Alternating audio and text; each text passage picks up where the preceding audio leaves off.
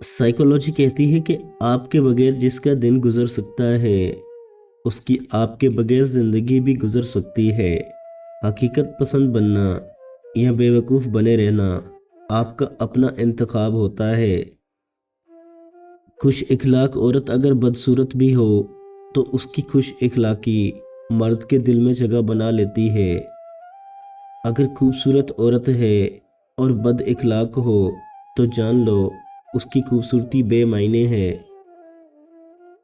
کچھ لوگوں سے عجیب سا رشتہ ہوتا ہے، وہ لڑتے رہیں، غصہ کریں یا ناراض رہیں، ڈانٹتے رہیں، مگر دل کرتا ہے جو بھی ہو وہ ہمیشہ ساتھ رہیں۔ ضروری نہیں ہمیشہ آپ کا کتا ہی وفادار نکلے، کبھی کبھی آپ کے وفادار بھی کتے نکل سکتے ہیں۔ مرد اگر ایک عورت کے ساتھ مخلص ہو اور اسے سچی محبت دے تو کوٹھے پر بیٹھی طوائف بھی اپنے گاہکوں کے ساتھ سونا چھوڑ دیتی ہے۔ کبھی کسی کو اپنی لائف میں رہنے کے لیے منتیں نہ کریں۔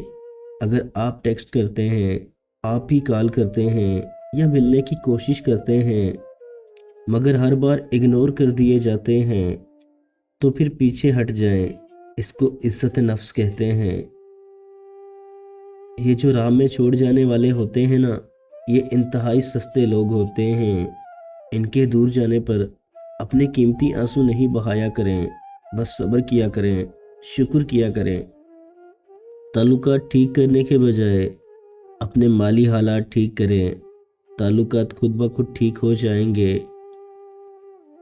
ڈی پی ہٹانے سے اچھا ہے زندگی سے وہ لوگ ہٹاؤ جن کی وجہ سے ڈی پی ہٹانی پڑ رہی ہے۔ مسلسل اسٹریس میں رہنے سے آپ کی جلد پر جھڑیاں پڑنے لگیں گی، آنکھیں بجھنے لگتی ہیں۔ اسٹریس کو کنٹرول کرنا سیکھیں اور تا دیر جوان رہیں۔ اگر آپ اس دنیا میں خوشگوار اور مطمئن زندگی گزارنا چاہتے ہیں تو انسانوں سے نہ جیتیں، انسانوں کے دل جیتیں، انسانوں پر نہ ہنسیں، انسانوں کے ساتھ ہنسیں۔ مرد کی آزمائش تب شروع ہوتی ہے جب بیوی بے اولاد ہو، اور عورت کی آزمائش تب شروع ہوتی ہے جب شوہر بے روزگار ہو جائے۔ عورت صرف اس مرد کو نہیں پہچان سکتی جس سے وہ محبت کرتی ہے، وگرنہ وہ دنیا کے ہر مرد کو پہلی نظر میں پہچان لیتی ہے۔ عورت کا نصیب اس کی زندگی میں شامل ہونے والا مرد ہوتا ہے، نہ اس کا حسن، نہ ڈگریاں، نہ ٹیلنٹ اور نہ ہی ذہانت۔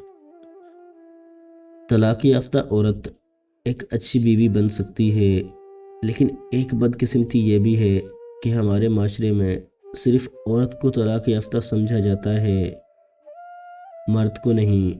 مرد طلاق کے بعد بھی کئی شادیاں کر سکتا ہے، مگر عورت کے لیے طلاق گالی بن جاتی ہے۔